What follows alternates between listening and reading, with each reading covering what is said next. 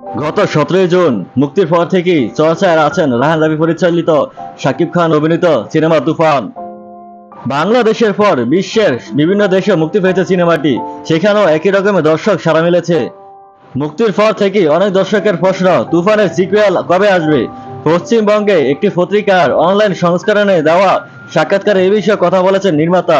রায়হান রাফি এখন আছেন যুক্তরাষ্ট্রের সফরে, সেখানে তিনি জানান দেশে ফিরে তুফানের সিকুয়েলের কাজ শুরু করবেন। আপাতত তেমন ভাবনি রয়েছে, সেই অনুযায়ী সিকুয়েলের চিত্রনাট্য নিয়ে ঘোষণা চলেছে।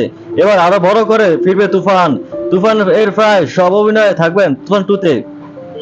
এছাড়াও কলকাতার প্রথম সারির আরো তারকা থাকতে পারেন এই ছবিতে। আর মিমি চক্রবর্তী এই প্রসঙ্গে রায়হান রাফি বলেন, দেখুন আগের ছবিতে মিমির মৃত্যু দেখানো হয়নি, ফলে এই ছবিতে তিনি থাকবেন চঞ্চল চৌধুরীও। মিমি চক্রবর্তী আমাদের মাথায় আছেন, দেখা যাক ছবির সিকুয়েল যে সিকুয়েলে আছে। এই কথা শুক্রবার নিজের ইনস্টাগ্রামে ভাগ করে নিয়েছেন মিমি। ছবির সাফল্যে তিনিও ছুটির মেজাজে আছেন। অভিনেত্রী পাড়ি দিয়েছেন ভারতের উত্তরবঙ্গের জলপাইগুড়িতে, সেই ছবিও ভাগ করে নিয়েছেন সামাজিক যোগাযোগ মাধ্যমে।